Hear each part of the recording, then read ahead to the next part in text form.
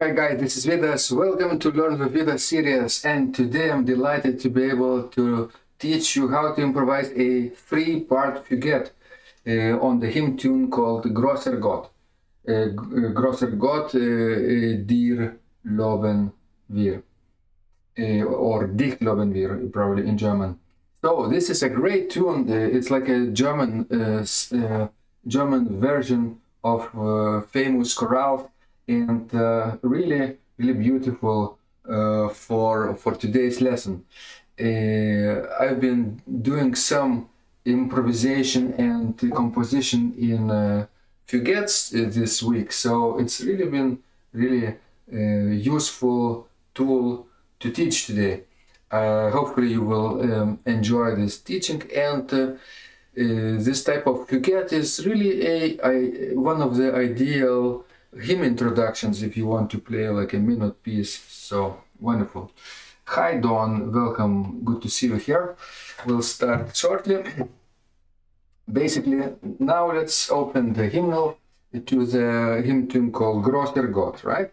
Let me first play for you this beautiful hymn on the Lutheran Church in the Hague, Betz organ from 1751, in Sweelinq platform, in Sweelinq software. Let's do a little louder registration. 8, 4, 3, 2 mixture, and that would be probably, and bourdon, yeah, like this.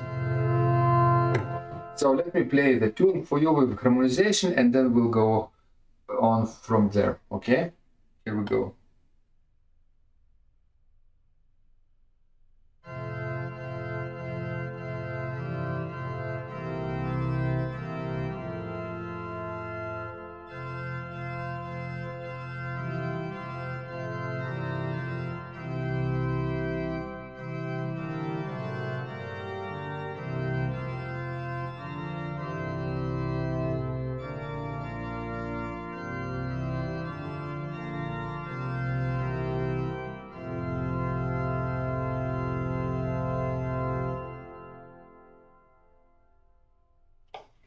Let me check the hymnal once more time if we have something different a little bit. One last time, GROSSER GOTT 535, maybe it's a little different tune. 535.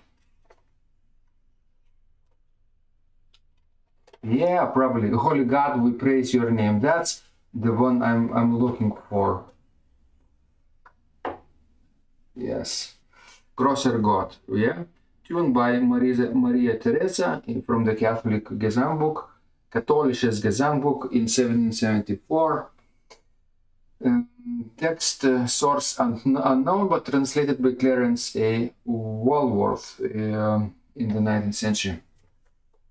So let me now play a little bit with louder pedals also, and we could enjoy the tune one more time.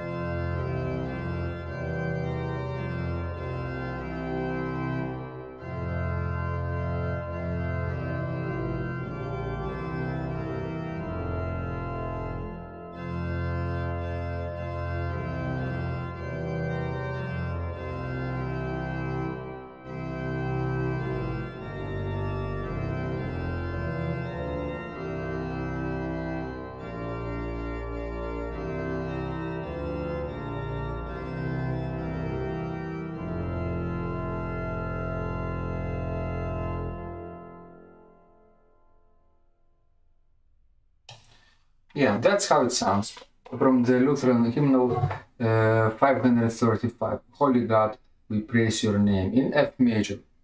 All right, so now let's reduce somewhat registration because we won't need that much power in our teaching. maybe, yeah, 2 principals will be plenty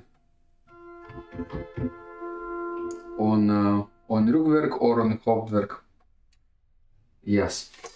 So what is a Fuguette today? Okay, today for our purposes we will not use pedals, but it will be a 3-part Fuguette manualiter piece, and I will show you the manual view just in a second from above, and you will see everything I play just on the manuals. Why? Because this will have 3 parts: soprano, alto and bass, or soprano, tenor and bass, depending on the disposition of the middle voice. Sometimes it's a little higher, sometimes it's a little lower. In this case, you have sometimes to play 2 voices in the right hand, sometimes 2 voices in the left hand. But all in all, it will be only 3-part texture. And it's a little small fugue. It will not have many subject entries, just 6 subject entries, by the way, 6. This number is very specific today because there are 3 voices, and each of the voice will have 2 thematic entrances, subject and answer. Subject is a theme, which I just played, maybe a little shorter, of course, theme from the tonic pitch. And the answer is the theme, but from the dominant pitch, from the dominant key, right? So what we need to do is actually to now figure out what is our subject. Obviously, entire hymn tune cannot be our subject, right? Welcome, Rin. Yeah, I visited Rin's live stream before, and I suggested for him to sight read a Fuguette, and that's why, because I am teaching today Fuguette on this specific tune, Grosser Gott. So basically, we need 3-part texture.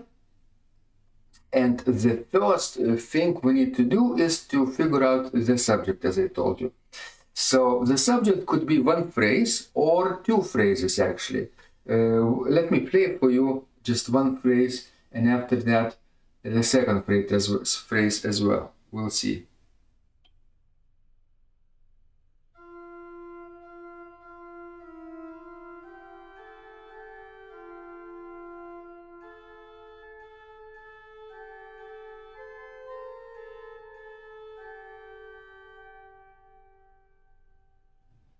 What do you think? I will do a little louder registration on the Hauptwerk. Maybe we'll use, obviously, organo pleno registration for demonstration purposes, but for teaching I could do on the Rugwerk. This is Rugwerk. This is obviously Hauptwerk. So maybe not even Bourdon. Oh no, maybe Bourdon is needed. So, okay.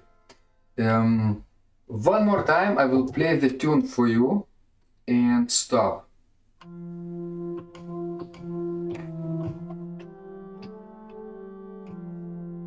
At this point, I could have an answer come in.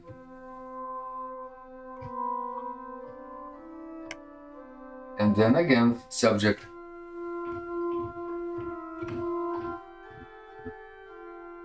Right? 3 subject entries, subject, answer, and subject.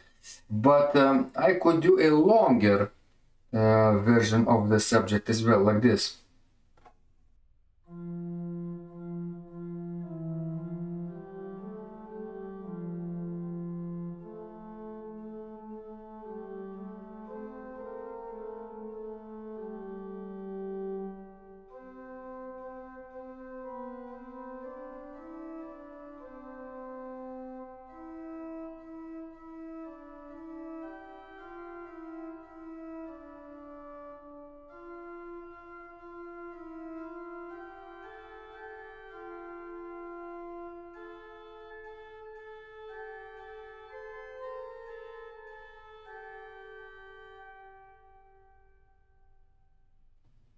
Well, probably 8 measures or 2 phrases would be a little too much, I guess, when there is a natural stop after the first phrase.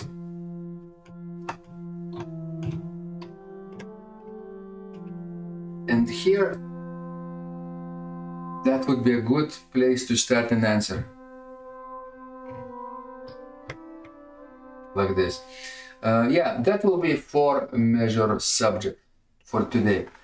It could be 8 measure subject, but on other occasions, if you want to do introduction longer, for example.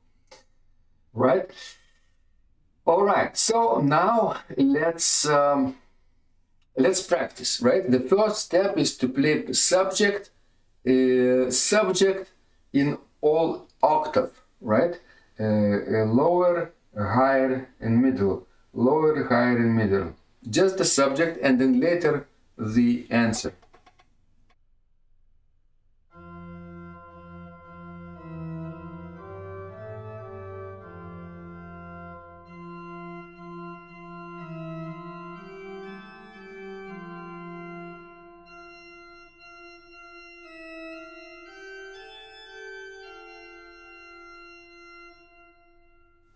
And now the answer from C.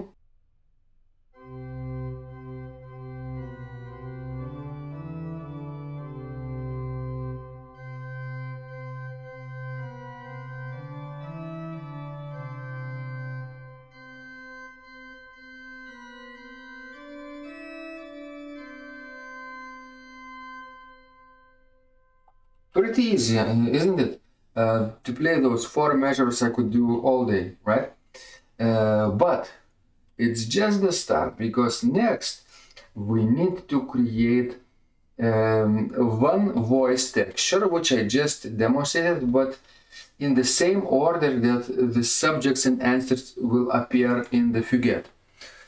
The reason I'm doing 6 subject entries, 6 thematic entries, is because I first need to do exposition of the fugue, subject, answer, subject, and then counter exposition of the fugue, answer, subject, answer. What does it mean?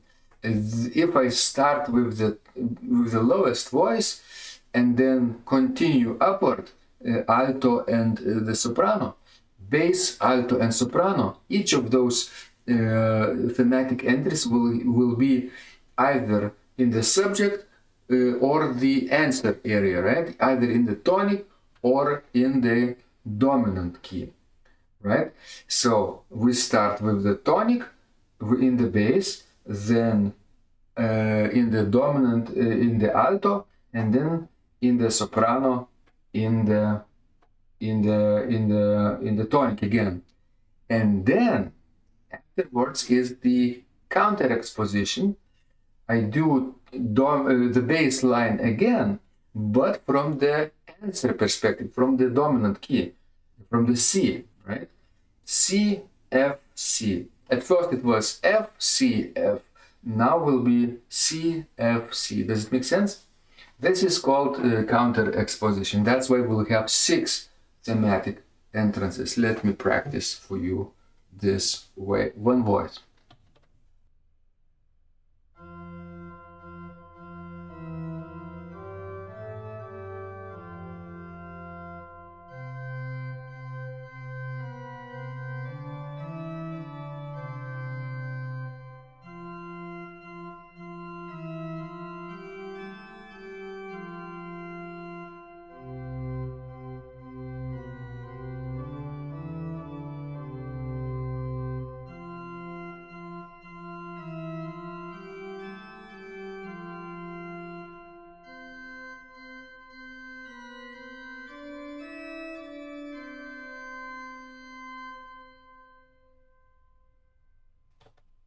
All right, so these were 6 thematic entrances.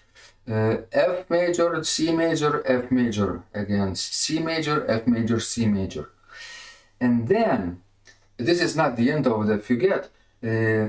For this particular Fuguette, I propose to end on the ending of the hymn, so that congregation will know how to start the real stanza. If we finish the introduction with the last phrase or two last phrases of the hymn, then congregation will know what to expect next, right?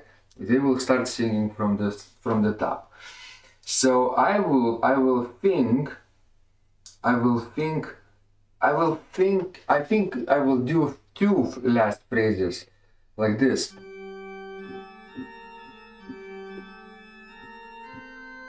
The ending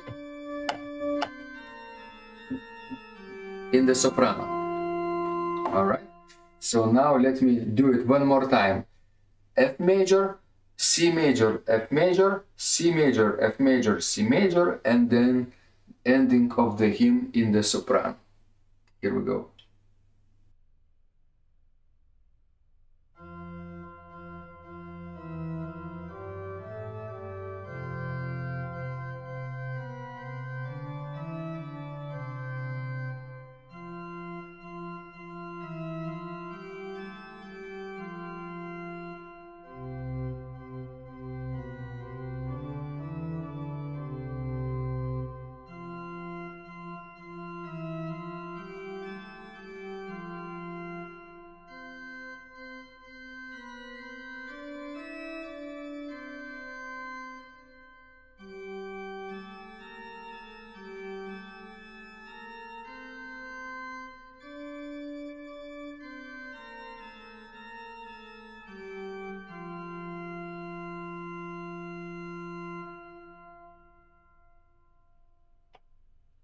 All right, so that was one voice texture.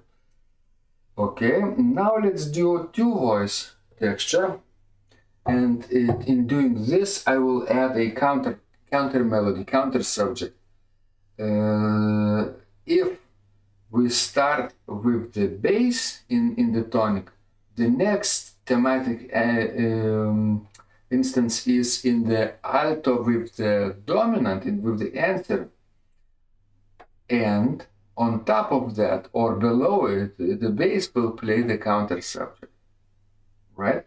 For this, we'll have to reduce the tempo, make it playable in 8-note motion as well, because we'll add additional passages, right? So let me slow down somewhat and add the counter subject for you.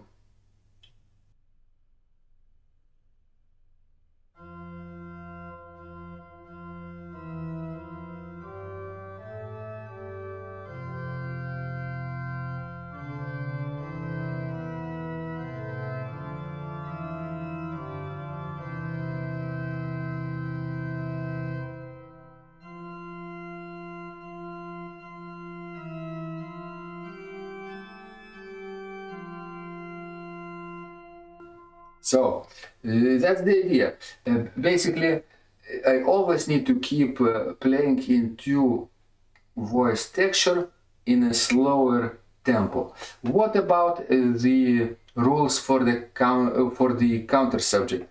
How do I construct it? I need to play it with consonant intervals, with sweet sounding thirds, sixths, perfect fifth, perfect octave. That's my goal.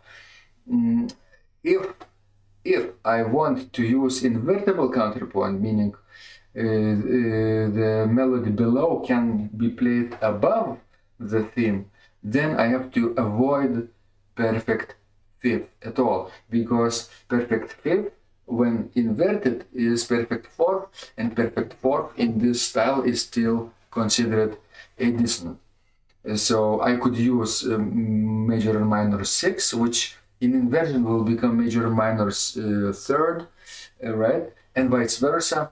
Perfect octave will become a unison, but no perfect fifth, because this will be perfect fourth in inversion.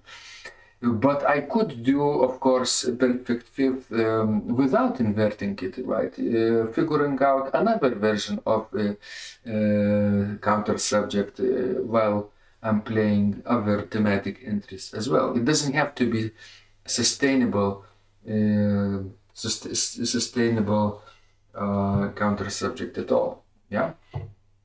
So let me play it for you one more time. Two voices.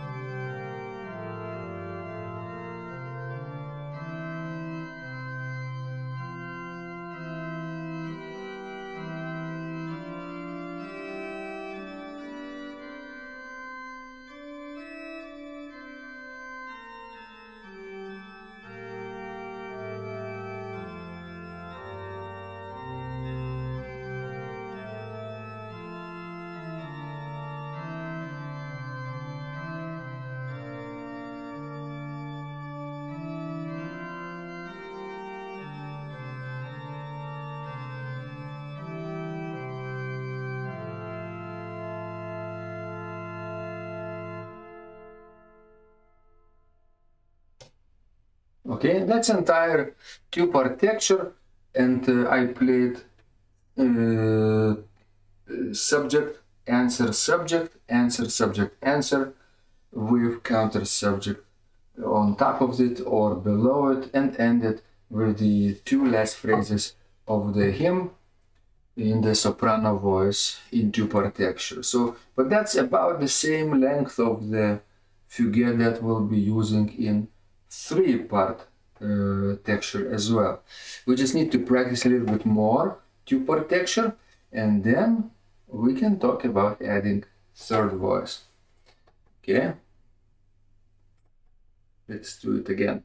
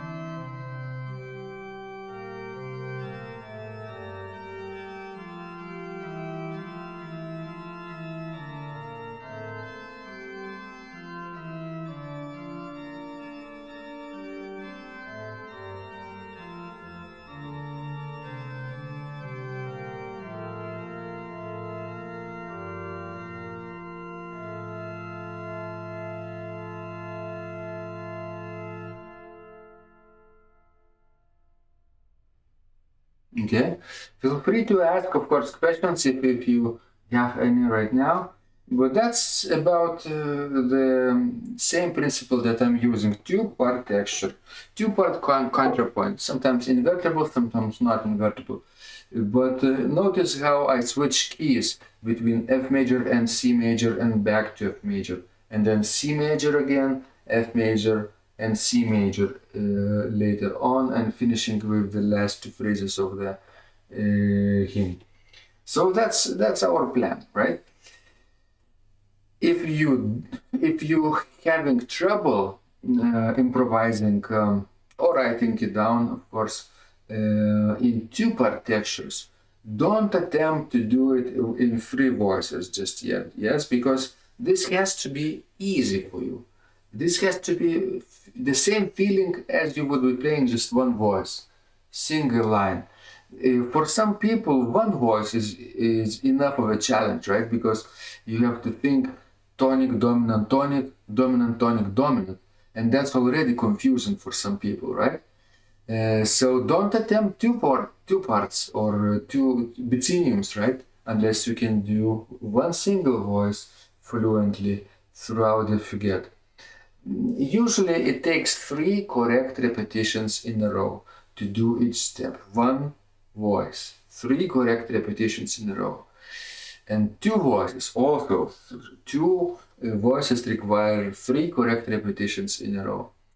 And then, of course, 3-part textures which we'll be doing next, will also require 3 correct repetitions in a row, which means that if I make a mistake, I have to start counting my good repetitions from zero, from start, right?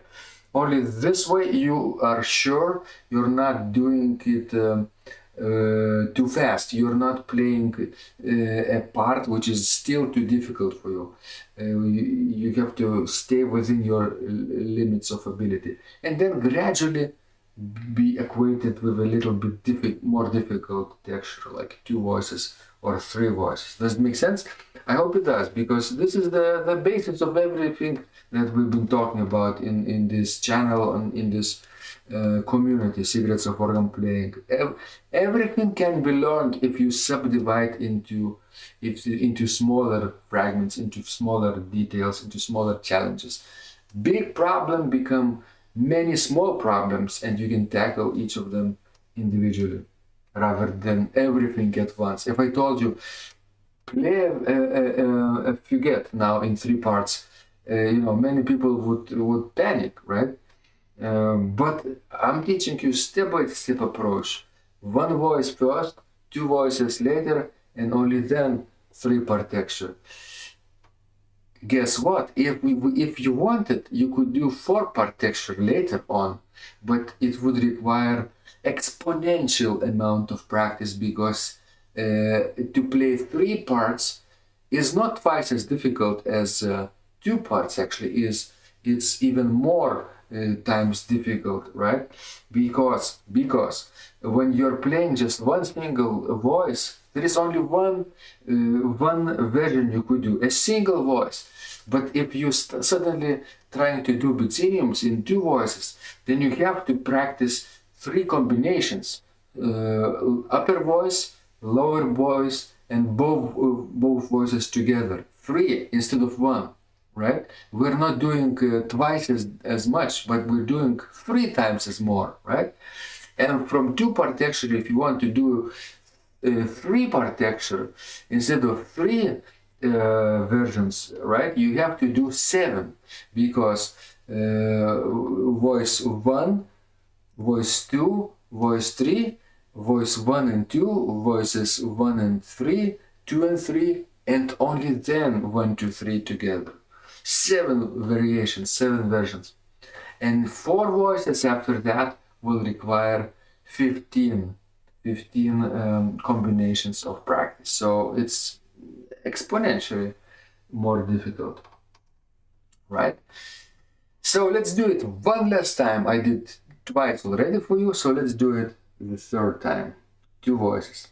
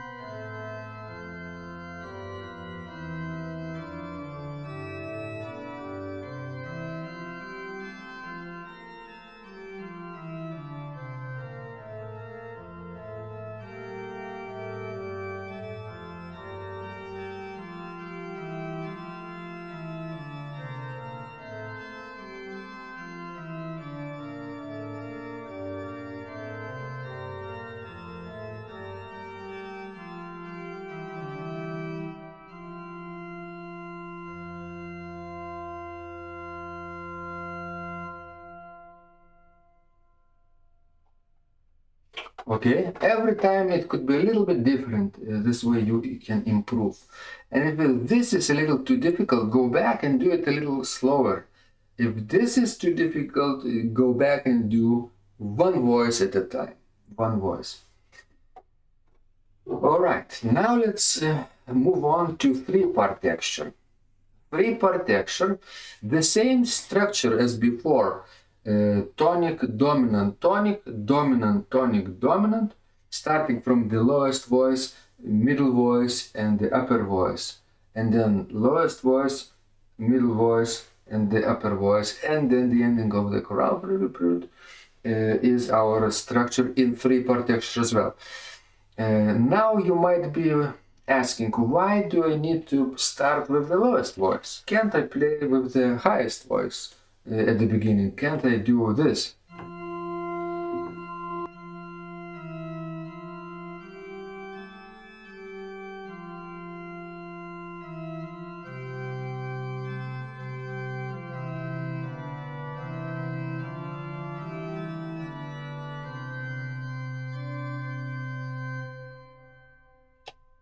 Obviously you can, except you will need a little bit of additional notes, because if you want to start your answer on the last note of the subject, right, it's better to do it from the lowest voice. Let me show you why. This is F, right? Let me show you the keyboard. On this keyboard, we end the subject this way, and we start the answer this way, right? So F and C, it's a perfect fifth, which is good. But if we do the opposite, it's a perfect fourth. So, which means that if we start the Fuguette with the upper voice, we have to still avoid forbidden perfect fourth, and that's why our second voice cannot enter right away. It has to start a little lower, later, like this way.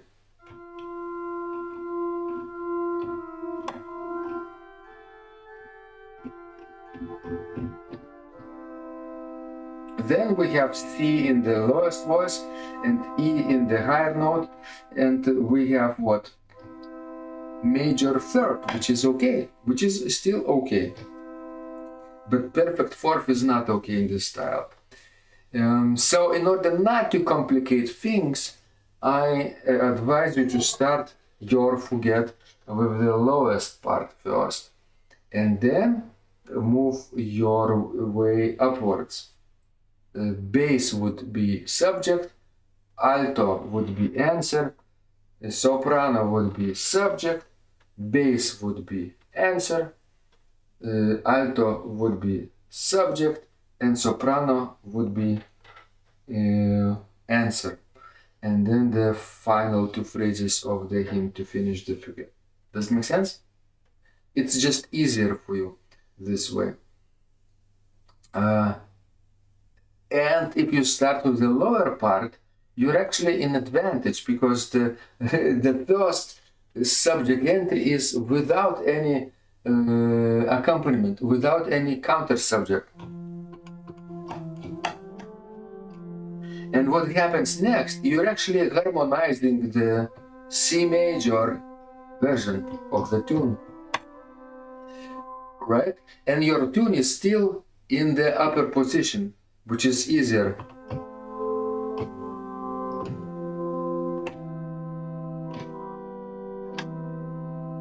You could do in quarter notes if you wanted. Sweet sounding thirds and sixths, and occasionally an octave with a fifth. But be aware that you cannot use 2 octaves or 2 fifths in a row. Parallel octaves and parallel fifths are forbidden in this style. But you could do parallel thirds and parallel sixths very well. But it's easier to avoid forbidden intervals if you aim for contrary motion between the voices. At least between one part. If you have three parts, then you could have two voices moving upward and one voice moving downward. It's still okay. You will avoid probably forbidden intervals this way. Or two voices going downward and one voice will go upward. Or outer voices go upward and middle voice goes downward and vice versa. Just keep in mind. All three parts cannot also move to the same direction, by the way, because then you will probably use this forbidden rule, which is not to move all the voices in one direction. Especially in four-part texture, it's very noticeable. In three-part texture, it's okay if all you play is major or minor 6 chords, like this. It's still okay. Let me show you the keyboard.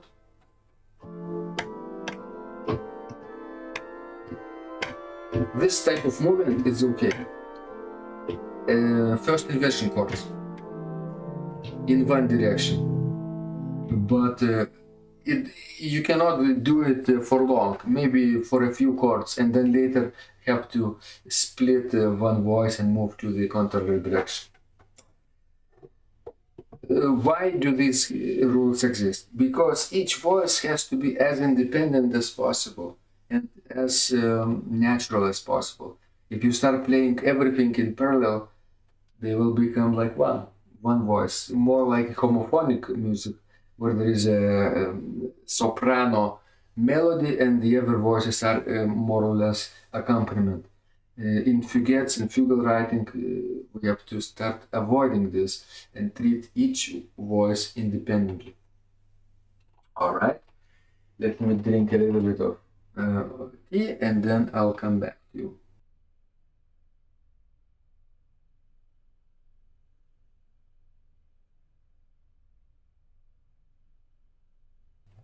Good. So now let's try three-part texture very slowly and still keeping in mind subject, answer, subject, answer, subject, answer, disposition of the voices. Okay, here we go.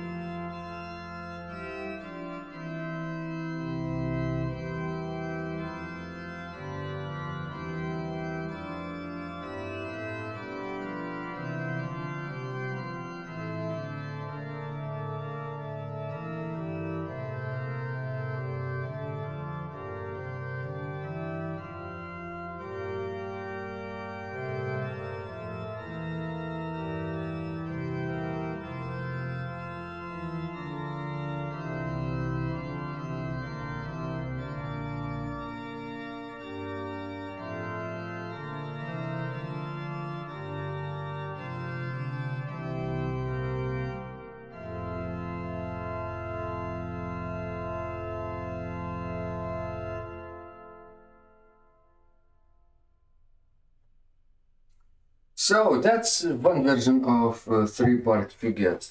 Did you notice I still used tonic, dominant, tonic, dominant, tonic, dominant specification of voices, and this could be played, of course, in a variety of registrations, not necessarily with plenum sound.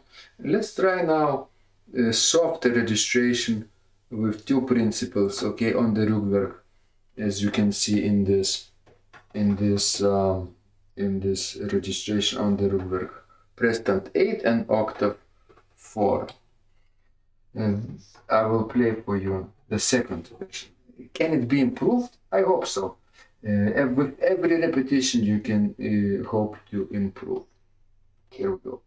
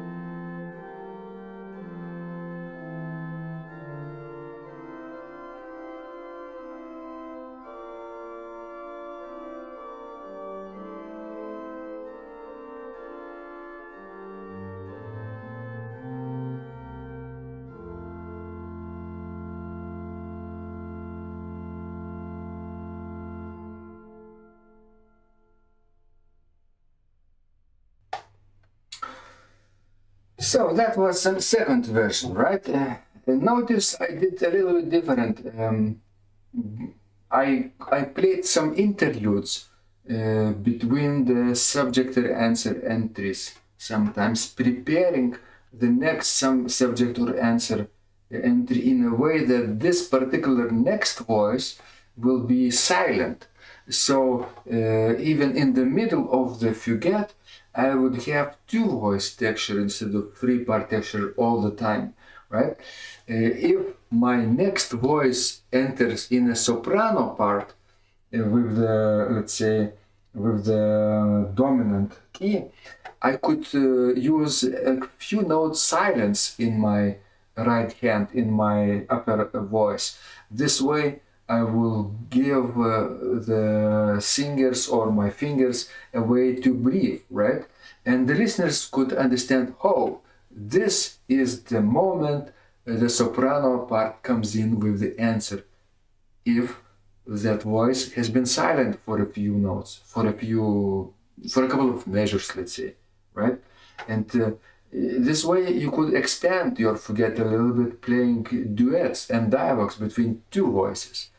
Right, while the next tonic or subject or answer entry is silent or being prepared, right, in advance. I'll tell you one more thing, one more trick. it's a particular challenge to play a tune, a subject answer, or answer in the middle voice. In the soprano, it's easy, right? You simply supply two lower voices. You harmonize basically the tune in three parts, and the tune is still in the upper voice. In the bass, it's still relatively easy because you can hear it very well, and you supply the two upper parts, right? And you harmonize basically the bass. But if you're playing the tune in the alto, or the answer is in the alto, or the subject is in the alto, then you have to supply the two outer parts. And this is a challenge for you mentally. Play two outer voices like in duets, but keep track of the middle voice, what it is to be playing, right? And make sure it's playing only subject or only answer. So, how about one more time for you? Maybe if I'll be satisfied for this version, it will be the end of this tuning of this tutorial, right? We'll see. With every repetition you improve, right? Every 5 repetitions you discover something beautiful about it. So let's do it.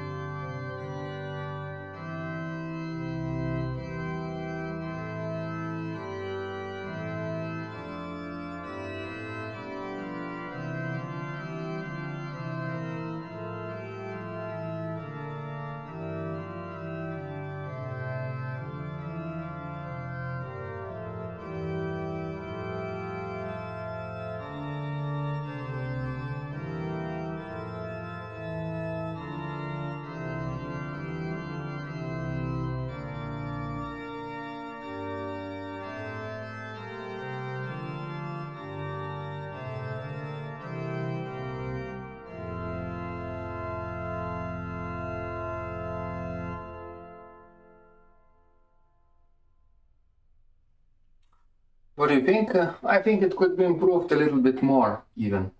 Right? I'll play it one last time for you. I think this particular instance in the middle, where my right hand and left hand had to play the alto part, subject, was particularly tricky. And remember, of course, you have to spend with each step at least 3 times in a row without mistakes. Right? So I'm just now demonstrating for you, and I probably should do it a few more times, but I'm saving your time, and you can do your own practice after watching this video. Go back to the beginning parts, of course, and do simpler versions first, But do your own practice, not my practice, right? Because I played these fuguettes before, and maybe it's something new for you to learn and requires a little more practice than for me. Okay, one more time.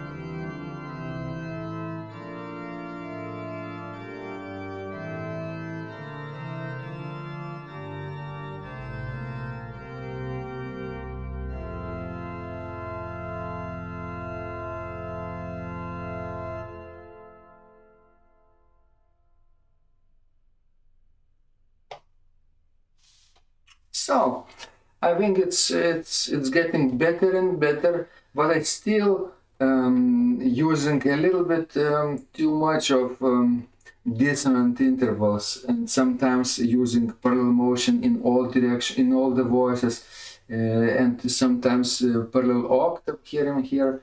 Did you notice that? So let me do it one last time for this. This will be like fifth time for you. Fifth time probably. With every 5 times you will discover something new, like a little bit of revelation for you. So I hope this time will be the best time for me, at least. Okay, one last time.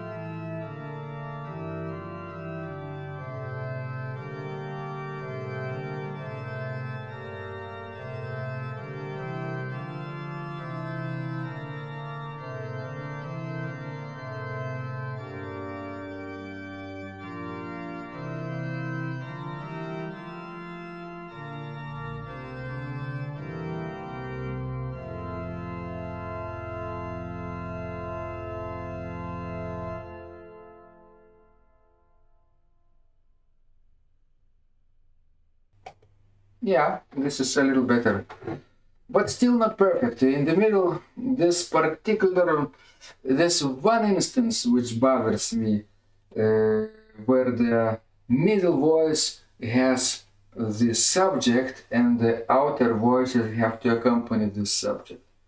So let me harmonize it without any 8 notes first for you, and then we'll see if that helps. Middle voice will have the theme in the tonic.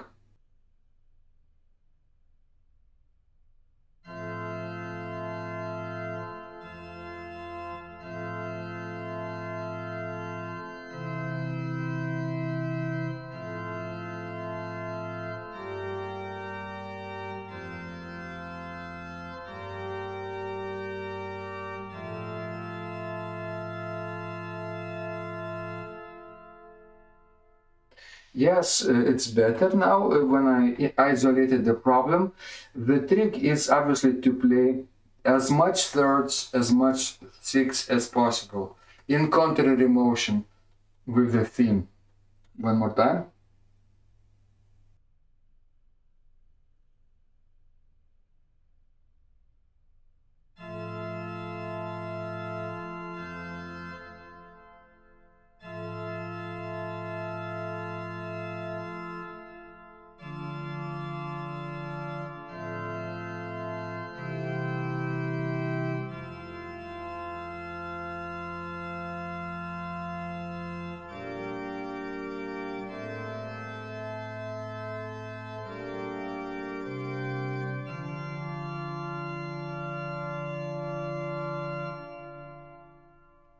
And one last time in quarter note motion.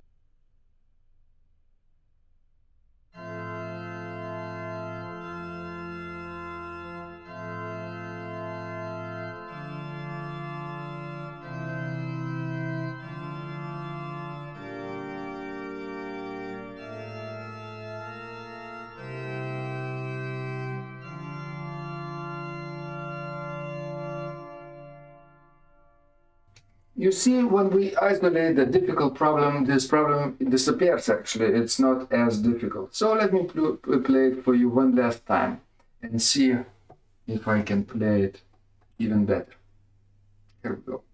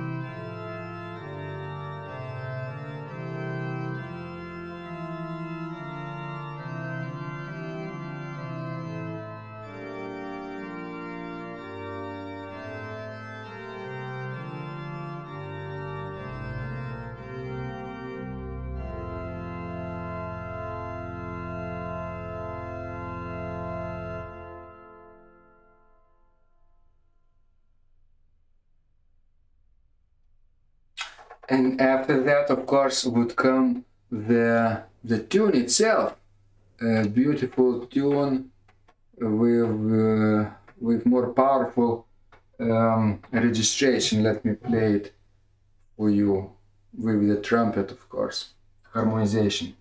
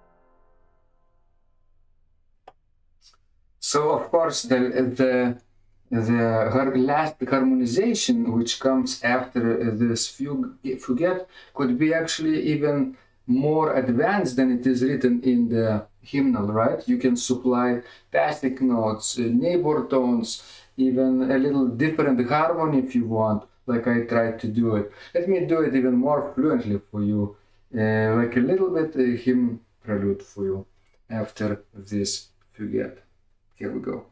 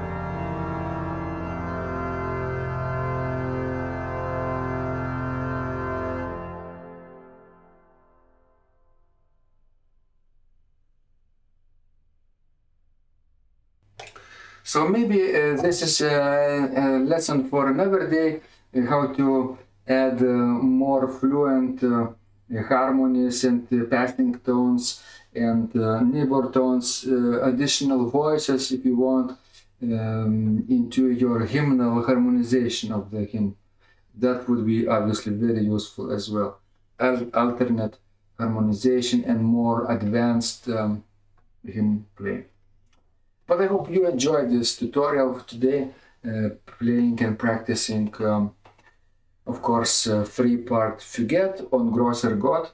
If you did, thank you so much for your support, for your donations, for your super thanks, super chat, and of course memberships, channel memberships are very much appreciated. This keeps me going, of course, and helps me to get motivated to create even more useful tutorials and music for you. So stay tuned next time for another tutorial on Sunday. In the meantime, of course, look forward to each day of my daily videos, and on Friday we'll do another live stream on the bench Vidas edition. Thank you so much again, and let's keep in touch. And remember, when you practice, miracles happen.